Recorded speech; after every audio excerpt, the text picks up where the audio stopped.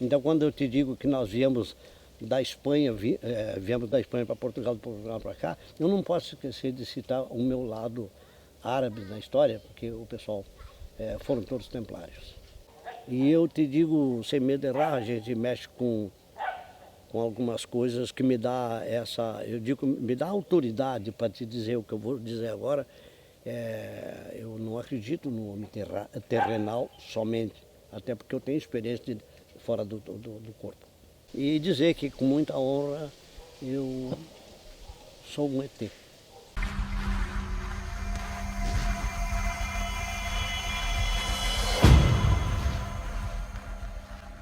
Olá a todos, você que tem curiosidade, interesse sobre xamanismo, que tal conhecer um xamã que corre o sangue indígena nas veias? Você que tem curiosidade em saber mais sobre ufologia e sobre a ciência que envolve as plantas, a medicina da floresta e tantas outras questões energéticas, inclusive dos cristais. Vamos conhecer uma pessoa incrível e eu tive a oportunidade de conhecer ela e vou trazer ela aqui para conversar com nós agora. Senhor Mesquita. E aí, tudo bom? Tudo bom? Estamos aí para sermos iluminados pelo Criador. Nada do que a gente consegue trazer para o plano físico deixa de ter a iluminação dele. Eu quero te agradecer e dizer que fico muito honrado em te ter no rol dos meus amigos a partir de agora, já que somos conterrâneos. Isso aí.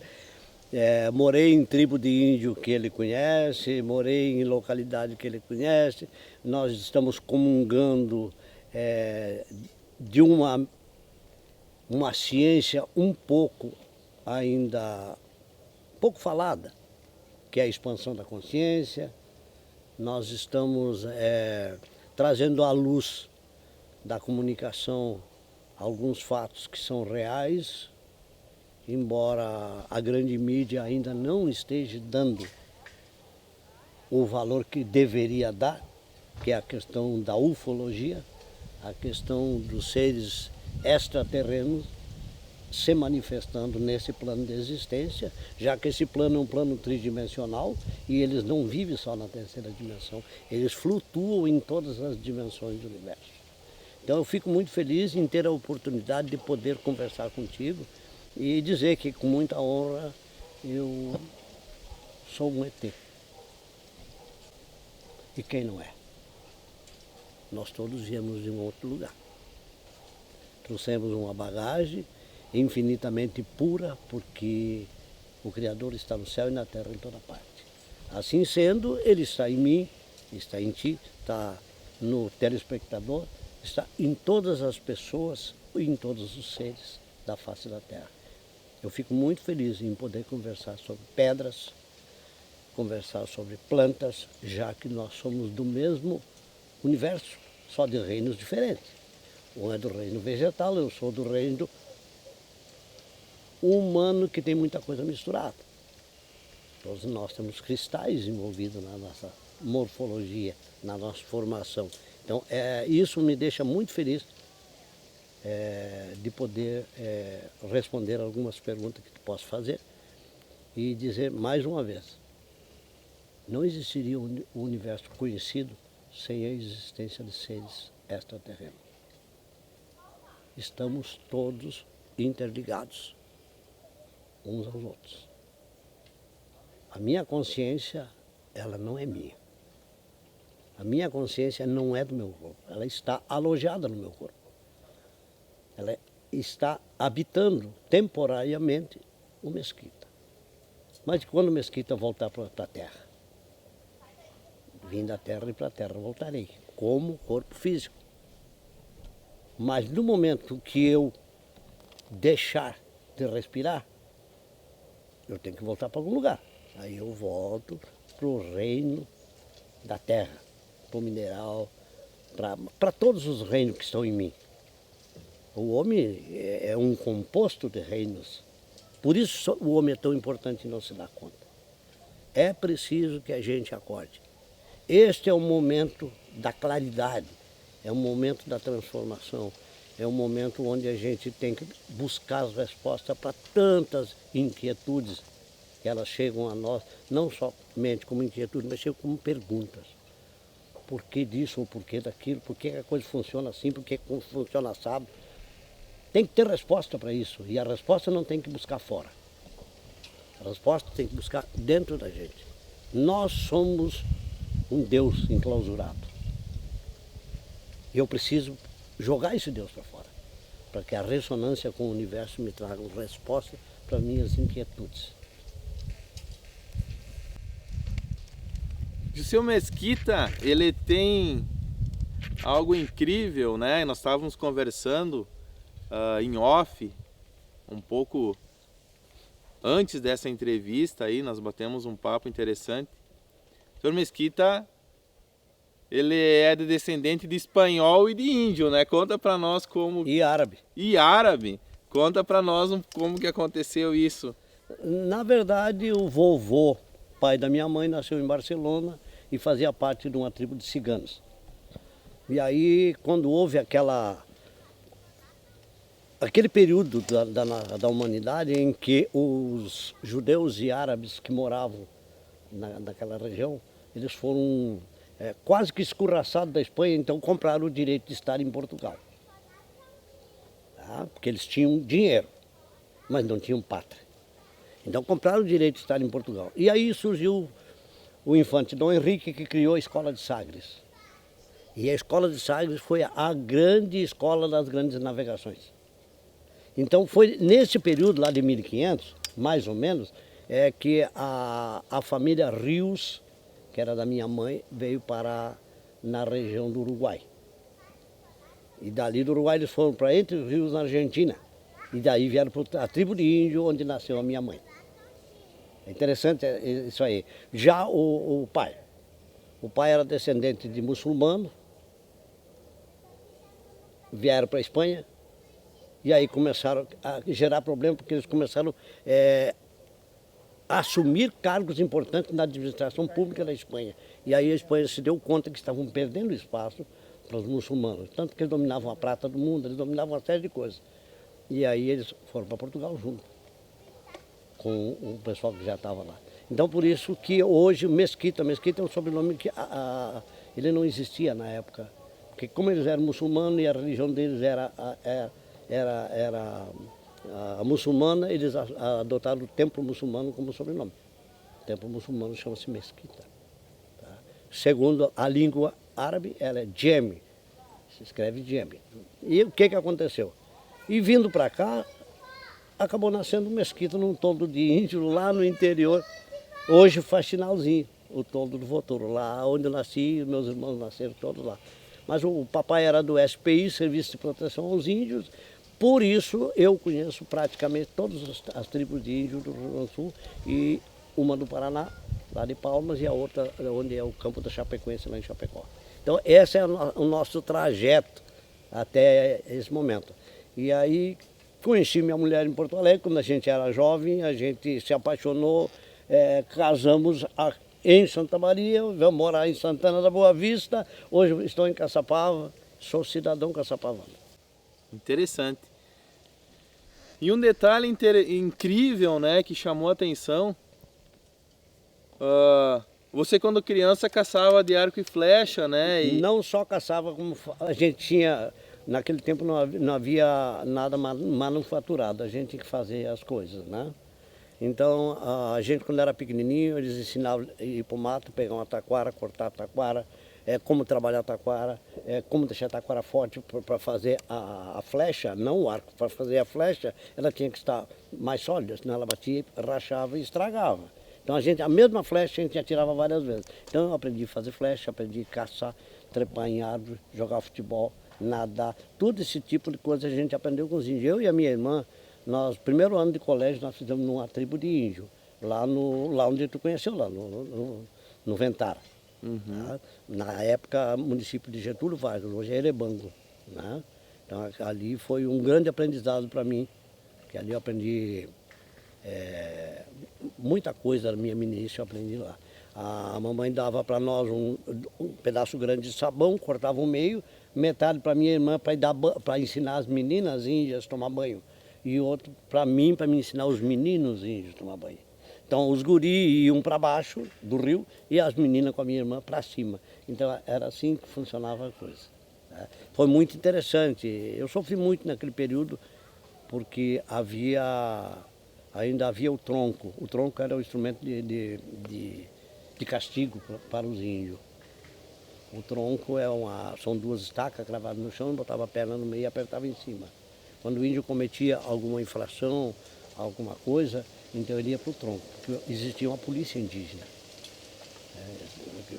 Composta pelos próprios índios. O branco não entrava nessa história. Meu pai era branco, mas a ingerência do pai nesse processo era só administração. A administração do todo, dos índios, entre índios, era com eles. Então esse foi um período muito bom, mas quando eu via um índio no tronco, eu sofria tanto quanto eles. Uhum. E isso foi um período que me deixou, me deu uma ligação muito profunda com a natureza, porque eu sentia a dor do cara. As mulheres iam para o tronco também, os homens iam para o tronco. Aí nesse período o pai aboliu o tronco e criou uma cadeia. Veja só como o índio com a natureza tem ligações profundas. Eles preferiam estar no tronco, sofrer os horrores do tronco, do que ficarem na cadeia, porque eles estavam isolados da natureza, estavam fechados. Interessante. Eles preferiam sofrer, mas em liberdade. Para eles, eles estavam com a perna presa no meio daquelas duas estacas, mas eles estavam vendo a natureza, eles estavam sentindo o ar no rosto, estavam podendo enxergar o sol, entendeu? E na cadeia, eles não podiam ver nada, não podiam respirar, não podiam falar. Então veja só, isso aí foi um aprendizado que eu tive. Então, talvez por isso eu seja meio libertário, né? Eu gosto muito da liberdade. Eu acho que o homem que não tem liberdade fica com a metade dele suprimida, digamos assim. Né? Uhum. O homem precisa da parte física e da parte mental e espiritual para poder realmente ser livre. Talvez o pessoal vai assistir e vai se perguntar, porque o pessoal, né, que costuma seguir o canal, ele é bastante místico. Talvez eles estão olhando isso aqui que eu estou apontando com o dedo, estão se perguntando o que seria isso que o seu Mesquita carrega pendurado. Na verdade, essa é uma cruz andina. A cruz andina, os índios tiraram da mitologia atlântica. Então, eles adotam a cruz andina, ela é maravilhosa, ela tem uma simbologia fabulosa, fantástica. E eu adotei ela como meu símbolo. Tanto que o meu trabalho tem na frente do meu trabalho desenhada a cruz andina. E ela é o meu, digamos assim, é o meu escudo contra as maldades do mundo. Ela me protege. Sua proteção. É minha proteção, tenho certeza. Sempre que eu posso, eu procuro canalizar quem me procura para a cruz, porque existem vários tipos de cruz, né? Tem cruz ansata, tem cruz isso, tem cruz aquilo, tem cruz do sacrifício, que é a cruz cristã. Essa aqui é uma cruz equilibrada, pode ver que tem os 4 braços iguais. Tá? Então a energia que vai para o sul, vai para o norte, vai para o oeste, vai para todos os lados de forma igual. Certo. E a cruz de Cristo, a terra. Uhum. Eu não estou criticando Cristo, eu sou apaixonado por Cristo. Eu li talvez 30 livros sobre Cristo. Eu acho a energia cristã, que é muito maior que o próprio Cristo. Tá? Essa energia, ela é fabulosa, ela é fantástica. Tem que se respeitar, assim como o Buda, Lao Tse, Confúcio e tantos outros maravilhosos que tiveram aqui. Tá? Então, quando eu te digo que nós viemos da Espanha, viemos da Espanha para Portugal, de Portugal para cá, eu não posso esquecer de citar o meu lado árabe na história, porque o pessoal foram todos templários. Quando eles vieram para Portugal e se criou a escola de Sagres e as grandes navegações, de onde é que eles trouxeram o conhecimento? E eles foram obrigados a trocar de nome, porque a religião católica, na época, queria que o cara ou é cristão ou é passado pela Inquisição.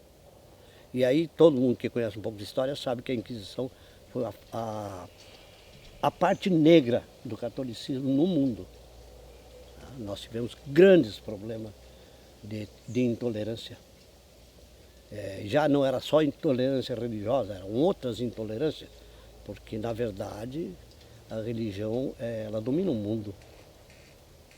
Não interessa a direção que ela vá, mas ela acaba sufocando a coisa mais importante do ser humano, que é ser liberto. Ser liberto. Ser liberto é muito importante. Poder dizer, teu canal está muito, muito, muito. Eu acho maravilhoso e agradeço a oportunidade de estar com vocês, porque eu estou tendo liberdade de dizer o que eu quero. Com certeza. Tá? E quando eu digo que nós somos descendentes dos extraterrenos, eu digo com segurança. Eu digo com segurança, porque eu seria extremamente egoísta e limitado se eu dissesse que eu sou um homem da Terra. Não, eu estou na Terra. E quem está na Terra é a composição de carne e osso do Mesquita. Agora, o que eu tenho na cabeça, o que eu tenho na minha consciência, isso não é meu, está passando por mim. Então eu tenho uma responsabilidade muito grande, porque como eu trabalho em nome do amor, eu sou o representante direto do Criador. O Criador não faz nada. Ele nos torna operadores da obra dele. Então a minha obra, as minhas operações têm que ser bem feitas, porque eu falo em nome de Deus.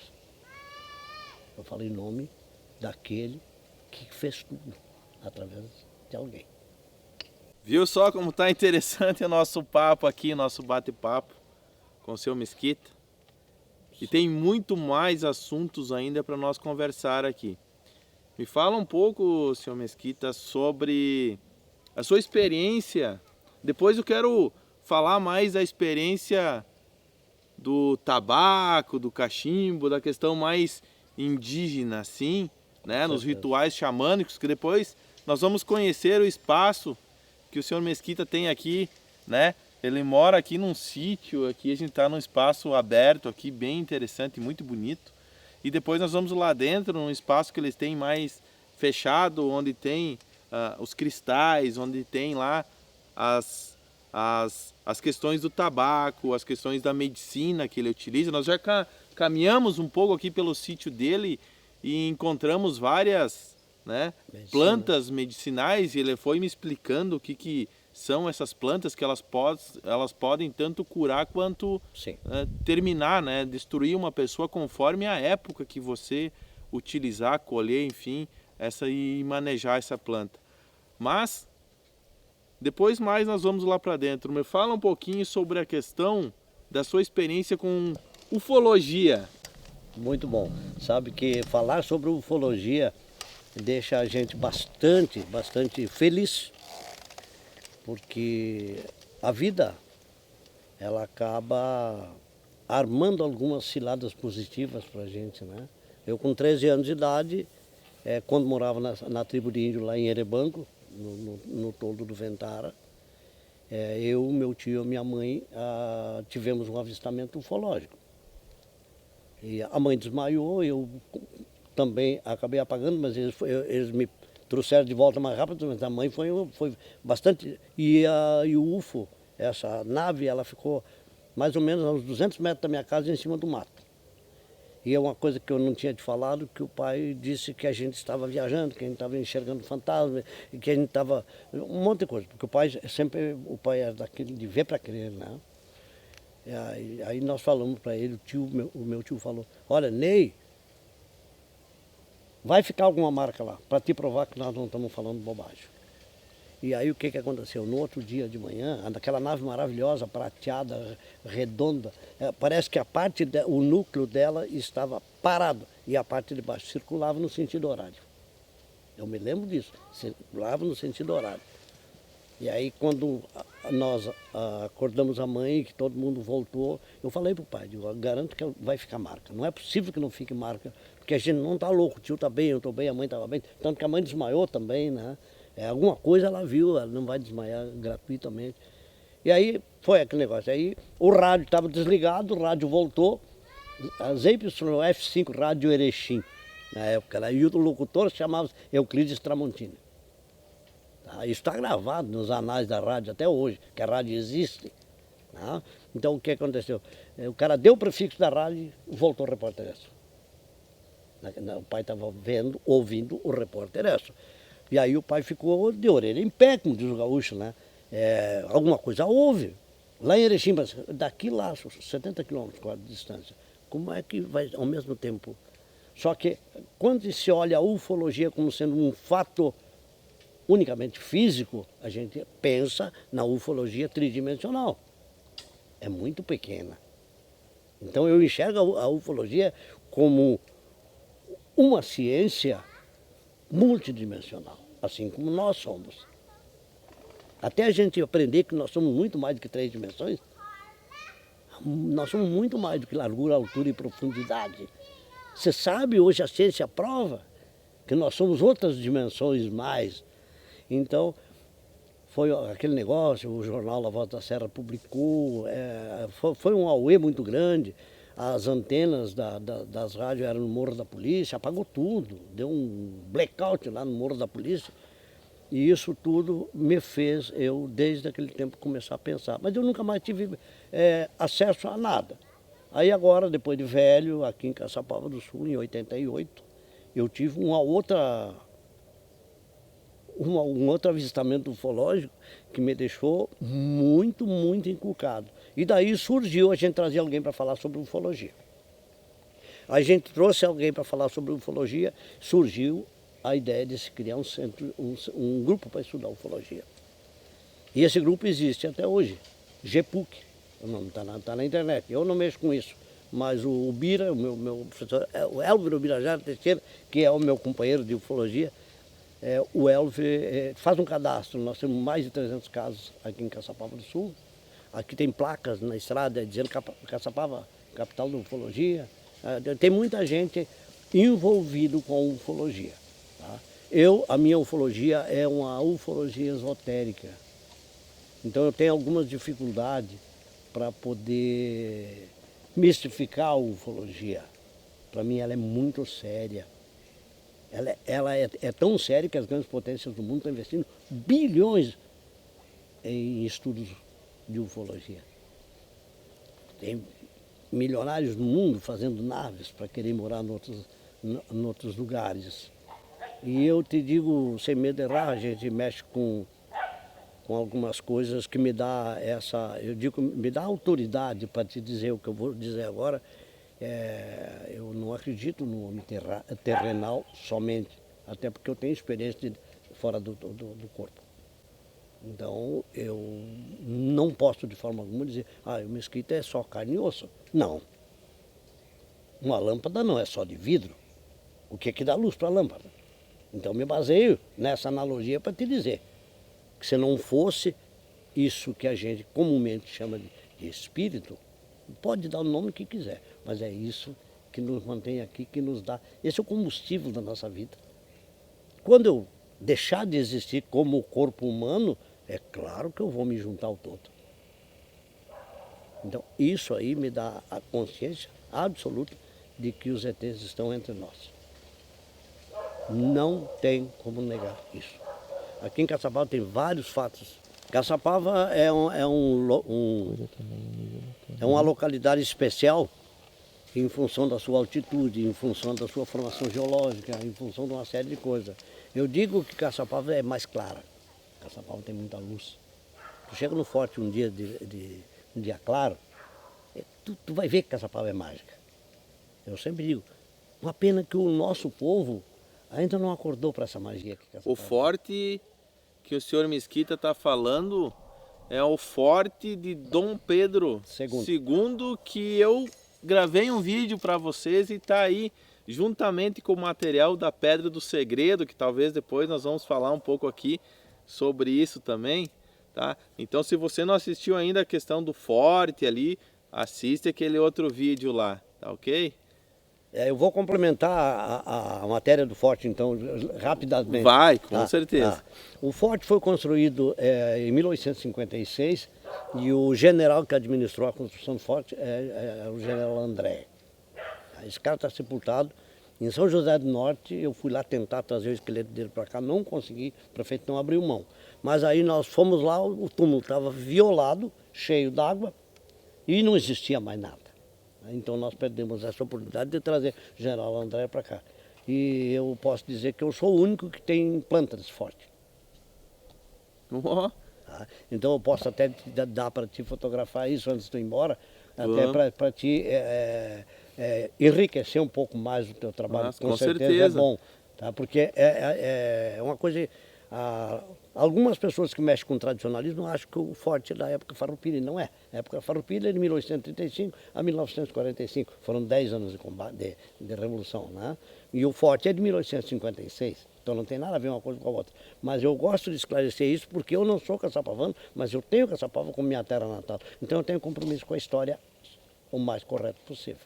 Então eu vou fornecer para ti esse material que eu tenho. Eu levei muitos anos lutando com o Ministério da Guerra para me conseguir. Ah, interessante. Conseguir os xerox. E essa questão falando um pouco do forte, então, por que esse formato dele? Quer dizer, eu não encontrei uma explicação aí que eu pesquisei na internet, pelo menos, não encontrei esse formato dele. Por quê? Tem alguma questão simbólica de ter esse formato? Ou é só estratégia? O que significa? Todos os fortes brasileiros têm mais ou menos o mesmo formato.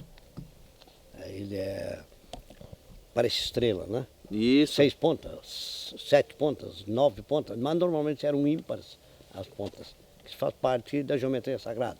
Aí um outro assunto. Né? Então, o nosso forte, cada parede do forte foi dedicada a um oficial do Império Brasileiro.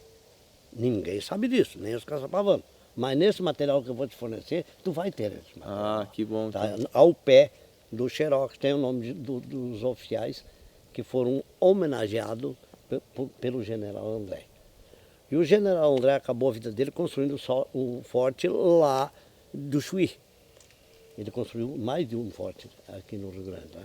Por que a construção dos fortes nessa região? Porque aqui era a divisa da província cisplatina. Era Espanha de um lado, Portugal do outro.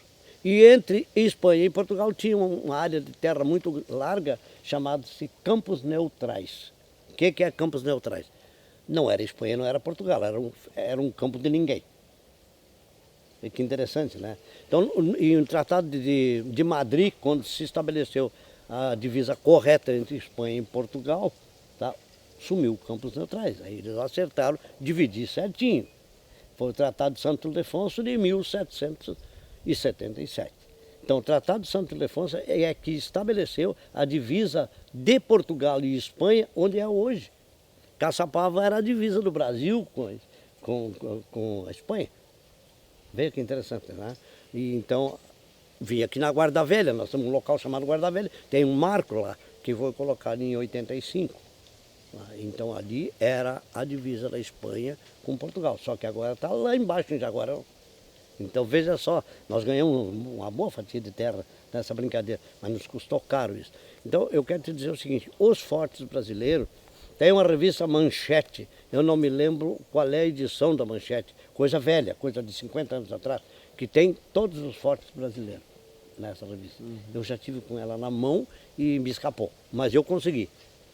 Depois de mandar vários ofícios para o Ministério da Guerra, eu consegui a cópia do forte. E quem facilitou isso, tem que se dizer o nome por uma questão de gratidão, que foi um general caçapavano, filho do seu Rodolino Garcia, general Lajoé. Ele está velhinho, é general, e o filho dele agora saiu general há pouco tempo também. Então são pessoas que a gente tem que render culto a esse tipo de gente, porque essa gente valoriza a nossa terra. Claro. Tá? E eu sempre digo, se é bom para mim, é bom para Caçapava. Se é bom para Caçapava, é bom para mim. Caçapava estando bem, eu também estou bem. Mas é muito interessante, porque aqui, Caçapava, o que é Caçapava? Caçapava é Caçapaba, clareira na mata. É o nome indígena de Caçapava. Por quê? Porque aqui era só uma clareira no meio de uma mata, onde tinha muita água e muita caça. Então, quando se construiu esse forte, havia a iminência do ataque espanhol. Então, antes do forte, eles construíram uma trincheira. Essa trincheira, existe resquícios dela até hoje. O meu filho, quando era pequeno, ele cansou de entrar dentro dos túneis da trincheira. Eu fui com ele, só eu não deixava ele muito profundamente, porque fica perigoso desbarrancar aquilo tudo. Foi feito em 1777, tu vê só. Tem túneis, então, aqui tem. em Tem, eu Caçapava. posso até te mostrar. Então, esses túneis,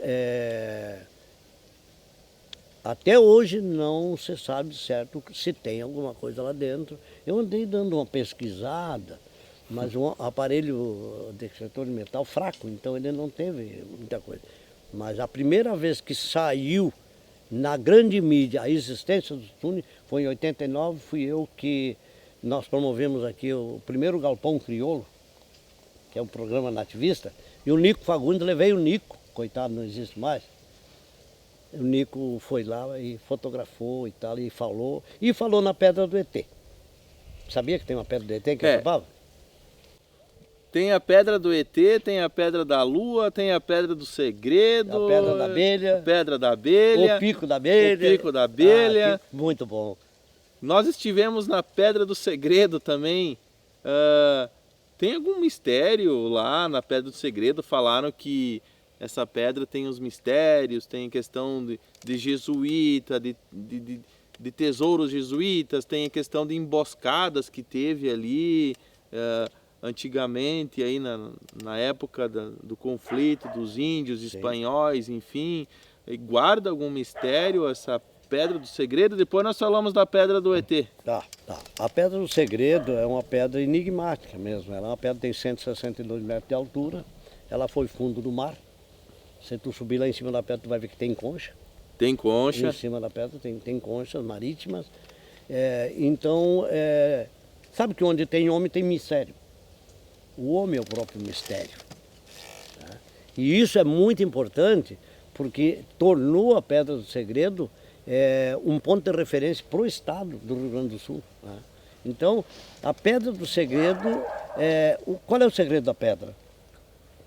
Segundo um escritor alegretense que morou muitos anos em Caçapava, Alci Chauís, ele escreveu uma obra intitulada Sepete Araju. Muito bom o livro dele.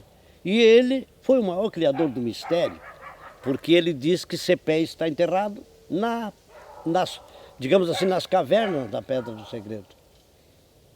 Não posso dizer se é verdade, se não é verdade, se é só história. Agora, que é muito impactante a gente dormir dentro da pedra, eu dormi. É muito impactante, realmente a cabeça da gente, ela viaja, a gente acaba percebendo coisas. Tem algumas grutas lá, né? Muita, tem vários túneis. Vários túneis. O senhor dormiu em qual deles? Eu dormi o maior deles, que é aquele da frente ali. Ah, o túnel da escuridão, caverna da escuridão. Caverna da escuridão, que agora está tomado pelos morcegos. Diz que tem 50 metros de profundidade. Muito, vai lá embaixo, é bastante grande. Eu dormi ali, eu e um cara que me ajudou a batizar a pedra, eu sou o padrinho da Pedra do ET. Eu, um cidadão chamado Ivan Pessoa e um outro chamado Naldo Pereira. Nós três, em 89, batizamos a Pedra do Segredo, porque não existia. Aliás, a pedra do ET. A Pedra do ET, a partir da noite que nós pousamos na Pedra do Segredo. É por isso que eu misturei os assuntos. Ah, tá. Nós pousamos lá, fizemos um foguinho e conversa vai e conversa vem. Mas qual é o nome que vão dar para aquela pedra, aquela história toda? Né? Aí surgiu... não, mas espera um pouquinho. Aquilo lá não parece uma carranca? A gente olhando de frente. É uma cara. Pô, então também. Vamos botar o nome de ET. Nós três andávamos pesquisando ufologia lá. Nós estávamos fazendo uma vigília. Então é só o nome Pedra do ET, não teve aparição ali? Não. Tem gente que fala, o Ivan esse que eu te falo, quando ele era guri, ele estava lavrando ali perto, tinha 16 anos de idade, e apareceu um charuto gigante voando no vale onde ele estava lavrando. Então, aí vem a história toda. Aí o Ivan disse, mas para um pouquinho, eu já vi coisa aqui, então tem que ter alguma coisa aqui. E aí surgiu, porque segundo ele, o charuto gigante esse aí passou por cima dele, onde ele estava lavrando no vale, fez a volta na Pedra do Corvo e passou bem na porta da Pedra do ET. Então aí veio a história, né? Vamos botar a Pedra do ET. Porque da estrada a gente olha, tem duas cavidades assim, tem uma protuberância no nariz assim, é claro que é uma cara de longe. Não precisa nem ser muito imaginativo, né? É muito, muito legal. E falando de ufologia, você é o presidente do grupo de estudos aí da região, né? Teve mais aparições? O que mais assim de impactante que teve na questão de ufologia? Me falaram de um lugar também aqui próximo, que não é muito distante, que é... Qual que é o nome? Guaritas. As Não, guaritas não, ali. a guarita é mágica, né? A guarita é a única formação rochosa desse tipo no Brasil, né? Começando por aí. As guaritas não, a nossa população não está dando a atenção que devia para as guaritas. Eu cansei de posar nas guaritas sozinho. Porque a guarita tem uma coisa que para mim é uma das maiores maravilhas de Caçapava, é o nascer do sol um dia de serração. Porque tu não enxerga o vale, tu enxerga a serração só a pontinha das pedras. Então fica muito bonita, fica muito linda. Conforme vai baixando a serração, ela vai revelando o vale das guaritas. Né? As guaritas tem muita coisa lá. Ali tivemos uma mina, né, que é a mina do Camaquã. Tem uma exploração de minério a céu aberto muito grande, que hoje está abandonada. Ali, muita gente já viu nave. Inclusive nós temos um amigo nosso que o Tito conhece, que é o Sarac. O Sarac viu uma nave sobrevoando o buraco lá o céu aberto da mina do Camaquã. E foi o ano que ele veio para cá, em 88. Então, ali muita gente já viu coisa. Muita. Eu não sei se... Eu não tenho conhecimento suficiente para te dizer se é em função da mineração. Eu acho que é magnetismo mesmo. Né? Magnetismo. Magnetismo. Né? Porque ali tu sente, tu percebe na pele. O cabelinho arrepia. É muito interessante. É isso que me deixa um pouco apreensivo, porque é preciso... Os municípios da região, todos, de forma geral, eles deveriam se unir e criar alguma coisa mais sólida. Olha, eu sou presidente de uma entidade que não existe. A gente não consegue dinamizar isso. É um processo complicado, um processo lento. Tu tem que lidar, em primeiro lugar, com tabu. Em segundo lugar, já vão te taxar de, para não dizer louco, vão te taxar de sonhador, né? Sonhador e louco é quase a mesma coisa, segundo eles, né? Mas eu digo sem medo nenhum. Olha, eu não estou fazendo favor e nem estou cometendo pecado. Precisamos ver o que está acontecendo por aí. Aqui eu e a minha mulher estávamos, aqui no sítio. Eu ia esquecer de falar. Nós estávamos ali no fundo tomando um mate, era um dia 13 de dezembro, não me lembro não, o ano, escurecer. E passou um UFO bem por cima de nós. Silencioso, enorme, coisa mais linda. Dava uns 3 carros de tamanho assim, quietinho assim. Tinha uma bola de fogo. E inicialmente eu pensei que fosse um balão. Mas não. E depois ali no bairro da cidade, no bairro da Vila Sul ali, o pessoal viu também a mesma coisa, a mesma coisa. E não era balão, e não era nada. E aquela que nós estávamos conversando antes, em off, né, que o senhor me contou que estavam ali no centro de uma salinha. É legal, tem 20 testemunhos. Você tem bastante testemunho. Em 89 nós criamos um grupo de estudo aqui e trouxemos um palestrante, e ele está vivo, mora em Morro Redondo, lá perto de Pelotas. Chama-se... Daqui um pouquinho eu lembro o nome dele. Ele veio fazer uma palestra, ele era gnóstico, excelente palestrante, um cara de uma bagagem fantástica, é um cara com muita luz, oficial da brigada aposentado, tá? E ele veio fazer essa palestra e nós éramos 29 pessoas na sala. A prefeitura nos deu um espaço para a gente fazer lá essa reunião. E aí, dali um pouco, uma moça chegou na janela e gritou, olha lá. E estava vindo da direção do forte para a janela que a gente estava. Ele chegou bem pertinho da janela assim e fez uma quebrada de 90 graus. Pá! Mas andou um pouquinho e sumiu como se tivesse sido apagado. Então, balão não faz isso, Não tem nada comandado pelo homem que consiga fazer isso. Então ele passou por uma outra dimensão. E 29 pessoas viram isso. Inclusive o Sarac, que é amigo, o Tito conhece bem, o Sarac estava junto. Então a gente não pode negar a evidência. Ah, então estou louco. E aquelas pessoas que estavam lá, todos estavam loucos. Um louco sozinho tu admite, mas 29 loucos juntos, é um hospício, não dá para ser, né?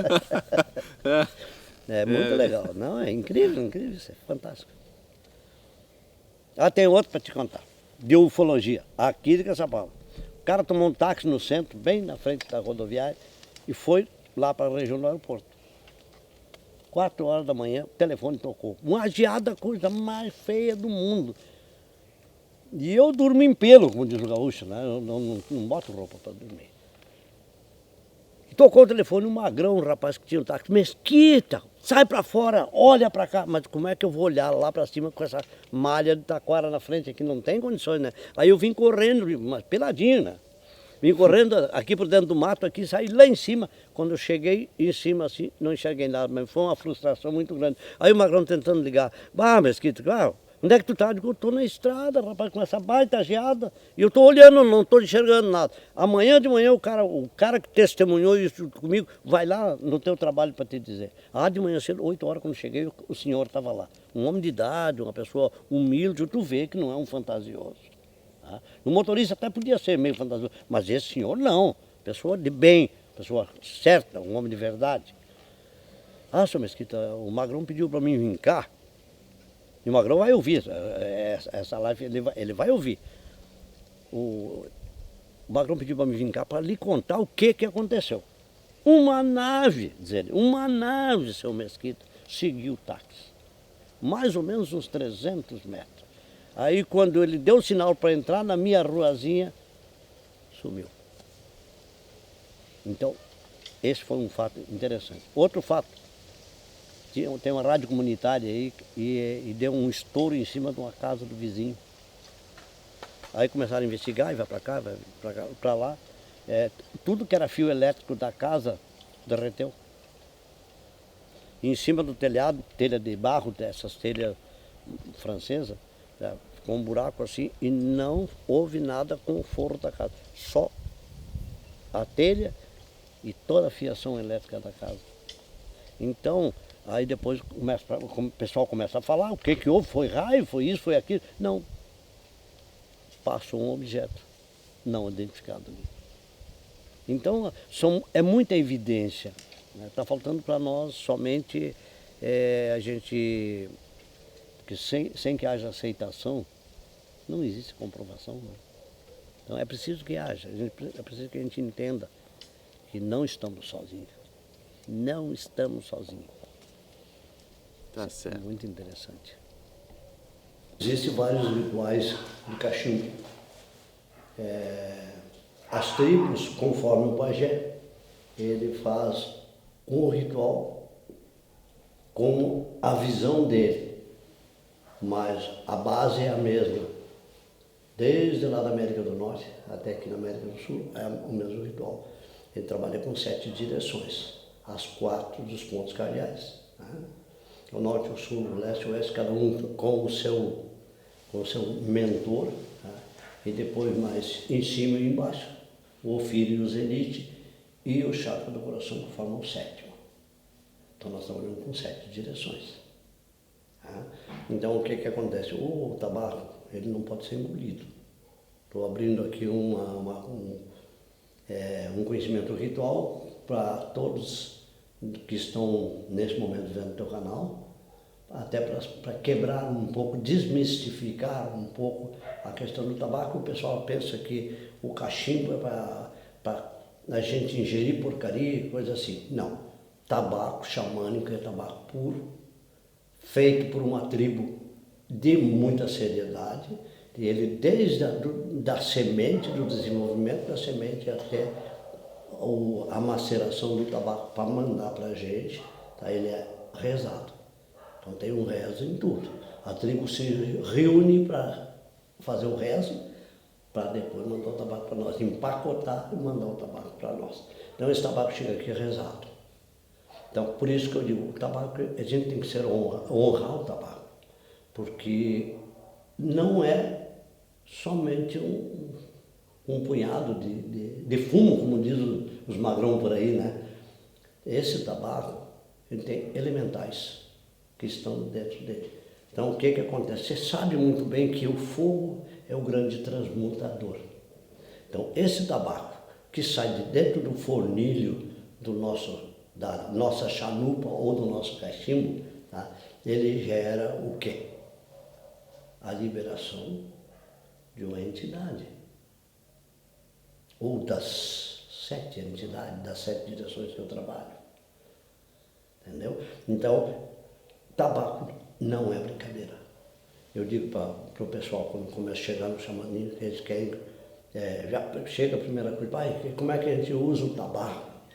Eu digo, olha, o tabaco é uma coisa séria, o tabaco não é para brincadeira, o tabaco não se pita o tabaco como se fuma um cigarro, ou como a gente pega um cachimbo qualquer, vai na tabacaria, compra um fumo, bota para dentro, não, o nosso tabaco não é para isso.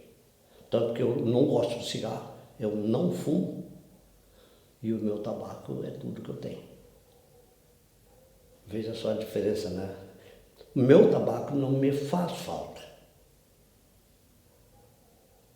Já quem é viciado em cigarro, ele sente falta do cigarro. O meu tabaco não é tragado, o meu tabaco não é engolido, o meu tabaco ele fica dentro da minha cavidade bucal e aí ele se expande para onde? Pela minha consciência. Ele sobe e vem até a minha pineal e aí ele faz o processo de ligação da criatura e o Criador. Então o tabaco é uma coisa séria. As pessoas às vezes ficam impressionadas. Mas como é que o cara consegue fumar ou pitar isso aí? Eu só digo para vocês o seguinte.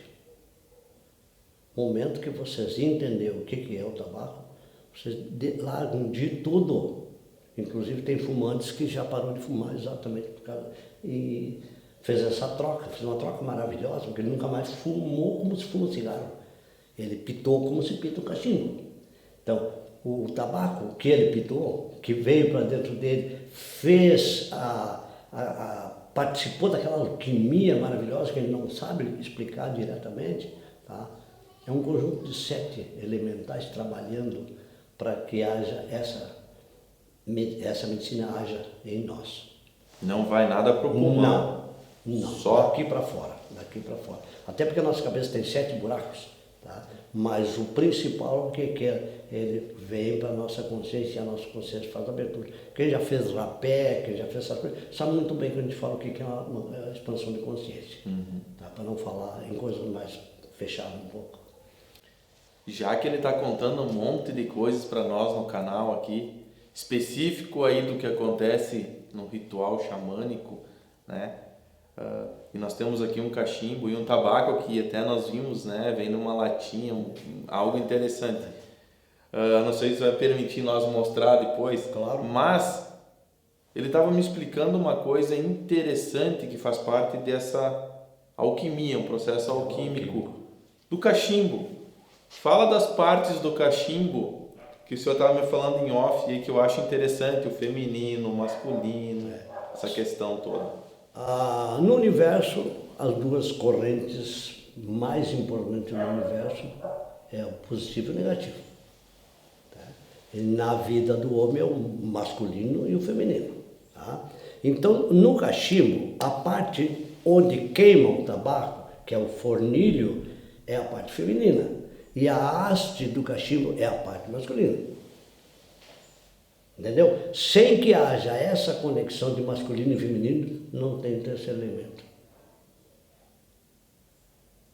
Então, quem conhece um pouco mais de medicina, de alquimia, a gente sabe muito bem. O ponto gera o resto. Aqui está o ponto. No momento que tu acionar esse ponto, forma um círculo. E no momento que tu acionar esse círculo, tu cria todas as, digamos assim, todas as figuras geométricas do universo. Tá certo. Então o cachimbo, ele é um expansor de consciência através do tabaco, que ele entra em órbita. Desse tabaco em específico. Especificamente não, fumo não. Isso. Fumo é o que se faz nas grandes empresas, que tem 60 subprodutos cancerígenos. Isso. Isso aqui não tem nada. Isso aqui é tabaco. Isso aí. E outra coisa, nesse tabaco, tem a intenção do índio que está fazendo ele. Tem a oração, tem o propósito. Tem o rezo, tem o propósito. Ele oferece o tabaco desde o início para os pais da natureza, para os irmãos da natureza, para o avô sol, para a avó lua, para as águas, meu Deus, as ondinas, através da sua sensibilidade, ela vem para perto da gente para ajudar a gente a pitar o tabaco. Tá? O fogo é fundamental, sem fogo não tem nada. O homem é um ser explosivo, por quê? Porque nós somos fogo, nós queimamos como fogo. Até as religiões chamam de fogo do inferno. Não existe essa história. A gente é o fogo que faz a transmutação, que pega o elemento bruto e transforma nessa maravilhosa energia que ela é a que nos dá vida. Então, eu digo para vocês o seguinte, eu sou suspeito para falar porque me criei vendo o uso do tabaco, sem saber o que estava fazendo, porque eles não explicavam direito para a gente. Aí quando eu me dei conta, eu fiquei assim um pouco chateado, porque eu podia ter 50, 60 anos de experiência na coisa. Eu fui ter essa experiência 20 anos atrás. Mesmo praticando quando criança, enquanto o índio lá na tribo participava, mas sem ter essa explicação. Sem ter todo esse entendimento. O índio, ele é muito ruim de retórica. O índio, ele fala pouco, ele demonstra muito. E eu não tinha essa compreensão, porque o índio que me ajudou a me criar, o Marculino, ele pitava o cachimbo dele quando ele saía caçar, ele me dava o arco e a flecha e sentava num toco, na sombra, e ficava me olhando e pitando o cachimbo dele. Então, esse seria um momento dele me chamar e me dizer, olha o que está acontecendo isso. Mas não, ele não tinha didática, digamos assim, né? Então hoje não, hoje quando tu chega numa roda de cura, que são várias pessoas sentadas pitando o cachimbo, a primeira coisa que eles fazem, vai pitar o cachimbo, antes de tu pitar o cachimbo, nós vamos te dizer o que é o cachimbo, o que é o tabaco, qual é a função do cachimbo, onde é que ele vai atuar, o que ele vai fazer de ti, da tua consciência. Primeira coisa que a gente faz, eu tenho que me entregar para aquilo que eu estou fazendo. Eu tenho que dizer, estou à tua disposição, faz de mim aquilo que tu sabe fazer. E ficar na espera desse acontecimento. Como qualquer medicina, se tu vai tomar qualquer coisa com dúvida, não toma, não vai funcionar. É preciso que haja vontade, é preciso que haja querer, é preciso que haja uma coisa mágica, entrega. Se eu não me entregar, não vai funcionar. A gente sabe. Quando a gente comungou várias medicinas, essas medicinas, cada uma tem uma forma. Por quê? Porque cada uma é um elemental. Não é o mesmo elemental para todas as medicinas. Não é o mesmo elemental para todos os tabacos feitos na face da terra. Eu tenho que saber que tribo que está fazendo esse tabaco. Como é que como é que são as atitudes dessa gente? O que eles fazem? Eles trabalham de forma homogênea, eles são unidos, eles são... isso me interessa, saber muito, porque aí eu sei quem é que botou a mão nesse tabaco, quem é que colheu o tabaco, quem é que secou o tabaco. A intenção que está em cima de todo o propósito, né? Claro, a gente vai almoçar num restaurante onde o cozinheiro brigou com a cozinheira lá dentro, vai te fazer mal a comida que tu vai comer. Nós estamos falando do cachimbo, do tabaco, mas ele também é muito conhecedor aí das plantas, né? E especificamente também do ayahuasca, eles consagram, né? A medicina do ayahuasca também tem um propósito, todo o conhecimento das plantas. Então, nós estamos falando aqui do cachimbo, mas englobando todas essas outras questões da medicina, né? Da floresta, enfim, que também faz parte do xamanismo. Xamanismo, com certeza. Nós costumamos trazer para as pessoas que nos procuram um entendimento que a medicina dá para a gente. A gente não pode abrir tudo, porque o próprio Cristo dizia, não jogai pérolas aos porcos. Então a gente tem que ter muito cuidado para botar o conhecimento na mão de qualquer pessoa que eu digo, pessoa não bem intencionada. Porque é uma arma.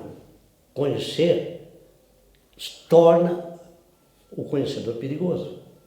Então não é muito bom tu dar conhecimento para uma pessoa que tu não tem inteira confiança nela. Inclusive eu falei com ele, o pessoal que assiste o canal, né, porque ele produz os cachimbos de forma, né, artesanal, né, com propósito, ele tem diversos aqui, né, nós estávamos há pouco falando sobre a questão de ufologia, a questão histórica, a questão de avistamentos, enfim, na região, falamos das pedras, enfim, aqui, e agora nós estamos aqui, né, no lugar mais sagrado, onde, né, pratica-se o xamanismo, pratica-se a cura através da medicina, pratica-se toda essa questão que envolve, né, o cachimbo, enfim, a medicina da floresta. E eu conversei com ele antes, eu disse, o pessoal vai ver o cachimbo, vamos comentar que o senhor fabrica.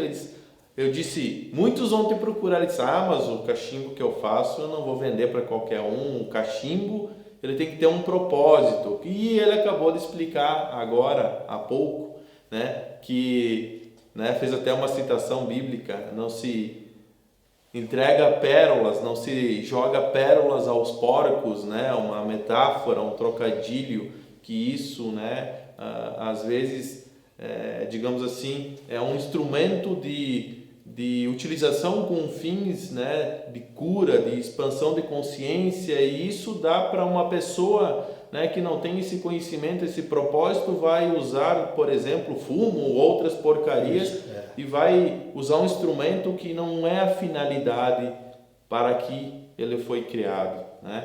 Então, eu te peço permissão para sair do foco só um pouquinho. Vai lá. Aguenta aí. Vamos lá. É uma tribo fantástica, eles plantam, eles cortam o tabaco, eles secam o tabaco, tudo de forma ritual. Não existe nada feito por acaso. Tá? Eu quero aproveitar, já que estamos falando no tabaco, de fazer um presente. Vou te dar esse cachimbo. Para mim? E eu quero dizer, eu quero dizer o seguinte, nós trabalhamos com madeira de rio, ou seja, madeira que desce na enchente, nós não derrubamos madeira, nós não fizemos nada contra a natureza. Nós trabalhamos em harmonia com a natureza. Então, ele está levando um cachimbo que o fornilho é feito de cerejeira que caiu num temporal. Então, aqui está a cerejeira. Esses desenhos são naturais, desenho é natural, não tem nada, só tem cera de abelha nesse cachimbo. Tá? E essa haste aqui também é chamada de amarilho, é uma madeira de beira-rio, que também caiu e a gente pegou e transformou em cachimbo. Só para ver esse que eu estou pitando, esse cachimbo que eu estou pitando, olha aqui, vocês podem ver, isso aqui é uma raiz. É uma raiz que eu olhei, passei, ela estava para fora da água, fui lá, peguei e fiz o cachimbo, aproveitei. Olha que interessante. Aqui está a haste, aqui está o fornilho, assim como esse teu, né? Aí depois, se tu achar que é muito comprido, depois tu pode cortar. E a hora que tu quiser fazer a tua iniciação no cachimbo, tu vem cá que a gente vai fazer uma iniciação linda para ti. Vai fazer, vai transferir para ti alguns conhecimentos que a gente tem. Porque o cachimbo, para tradição indígena norte-americana, entrou pela América do Norte. E foi a mulher novilho, que era a esposa do bufo branco, ela que introduziu o hábito de pitar cachimbo nas tribos indígenas. E aí se espalhou para toda a América do Norte e a América do Sul inteira. Hoje o Brasil todo pita cachimbo, em tribo, né? Quem é que usa cachimbo? É aqueles que são convidados a entrar na roda de cura, porque cada um é um elo de uma corrente.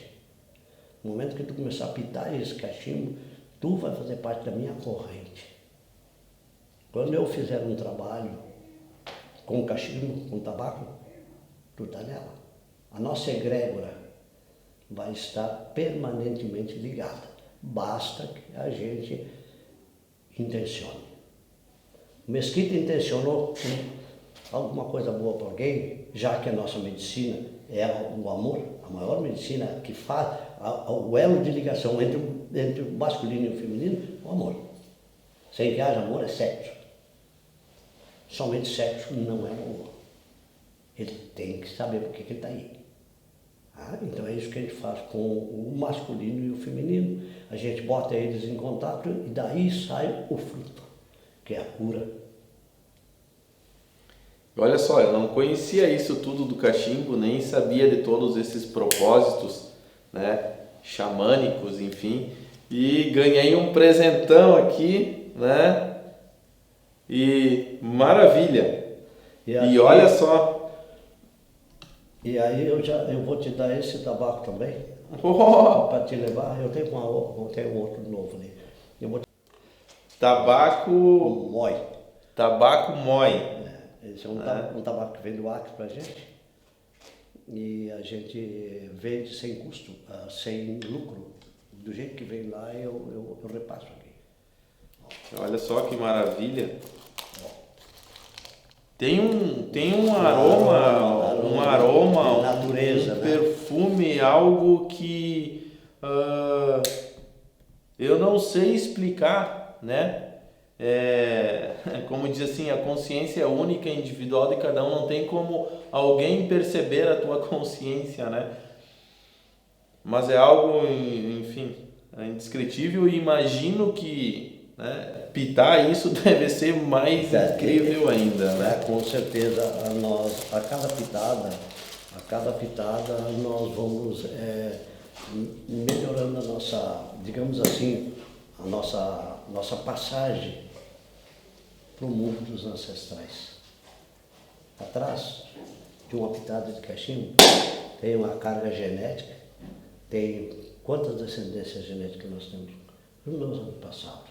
Então é o elo que o senhor falou. O elo perdido. Esse, para mim, foi o elo que estava perdido até o momento que eu encontrei o cachimbo. Então, por que eu mudei a vida? Por que eu larguei tudo que fazia? As pessoas perguntam, Mesquita, o que é isso? Segundo o que está falando? Pô, tá diferente, eu tinha o cabelo até as costas, até poucos dias, mas aí começou a cair tudo, eu ia ficar igual ao companheiro. Aí eu digo, não, vou parar com isso, né? Aí cheguei lá no espelho, minha mulher cortou um pedaço, eu cortei o outro, legal. Então essa metamorfose, essa é uma tomada de consciência. Difícil de fazer, pessoal, não é fácil. É preciso que haja um propósito muito propósito definido. Eu defini meu propósito, eu vou, se eu durar 100 anos, eu vou continuar sempre no meu propósito. Porque como eu acredito na ancestralidade, eu acredito na minha volta, eu tenho que aprender alguma coisa nesta. Para quando eu voltar, eu ter um poder de despertar, porque nós todos nascemos sabendo tudo, a gente só não desperta. Tá? Todos nós somos sábios. O Hélio Trismegistas dizia, o que está em cima é igual ao que está embaixo. Então a gente tem que saber como fazer essa ligação.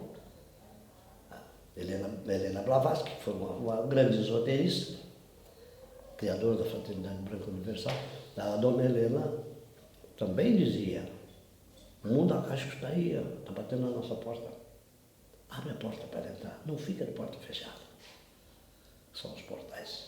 Os portais. Que o grande Pai, nosso grande Espírito, possa sempre continuar iluminando tu, iluminando o teu canal, iluminando as pessoas que participam dele. E que a gente possa ir mais longe junto, já que nos encontramos, não existe acaso. E o seu Mesquita, a gente se conheceu aqui e acabou, né, conversando. E ele, né, natural praticamente lá da mesma região onde eu nasci, cidade de Erechim, Rio Grande do Sul. E ele Paiol também. Grande, o velho Paiol Grande. Velho Paiol Grande, né, bota amarela. Isso.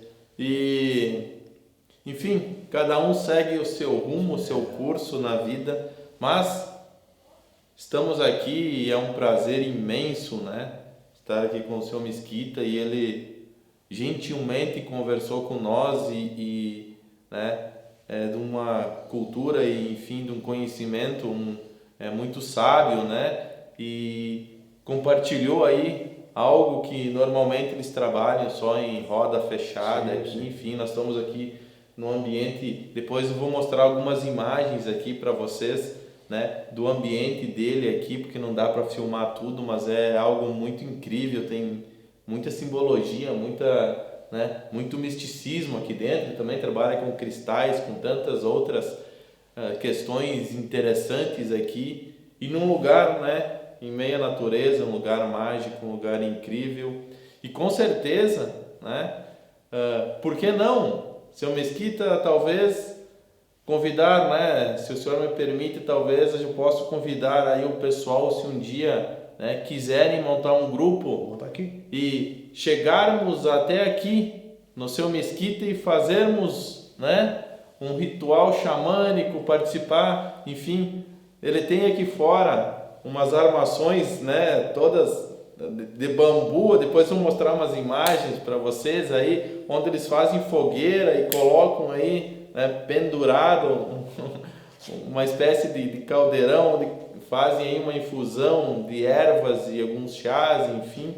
É algo incrível, tudo aqui em volta, tem fontes, enfim, só estando aqui para conseguir, né, compreender isso tudo e aproveitar o conhecimento aqui, né, do seu Mesquita aí, que gentilmente, né, se dispôs a contribuir aqui com o nosso canal, e com certeza você aí, né, vai aproveitar, com certeza somar no seu conhecimento, pois aqui nós temos um xamã de sangue aí, né, compartilhando essa sabedoria aí com nós. Então agradeço a presença de vocês aí no canal e quero agradecer ao seu Mesquita aqui, né, eu que agradeço, compartilhar esse conhecimento com nós. Muito obrigado por tudo. Valeu, pessoal. Alô. E ó, vamos pitar um cachimbo junto. Pitar o cachimbo junto.